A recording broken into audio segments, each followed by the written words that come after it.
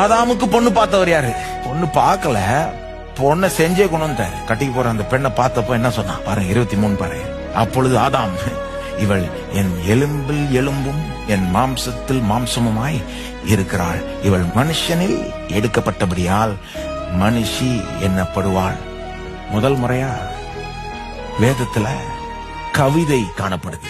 கட்டி போற பெண்ணை பார்த்தா ஆதாமுக்கு தானா கவிதை வருது, லவ் சாங் வருது, காதல் பாட்டு. இதுக்கு ஒரு அழகு இருக்கு. இதுக்கு ஒரு அழகை கொடுத்தவர் தேவன். சினிமா கிடையாது. சினிமாலையும் இதனுடைய அழகை எடுத்து அவங்க காமிக்கலாம். ஆனா அது தேவன் காண்பிக்கிற அளவுக்கு காமிக்க முடியாது. சரியாவும் காமிக்க மாட்டாங்க. ஓவரா கொண்டு போயிடுவாங்க. இதுதான் எல்லாம், இது இல்லைன்னா ஒண்ணுமே இல்லை அப்படின்னு போயிடுவாங்க அவங்க. எலும்பில் எலும்பும் என் மாம்சத்தில் மாம்சம்னா என்னில் ஒரு பங்கு அவள்.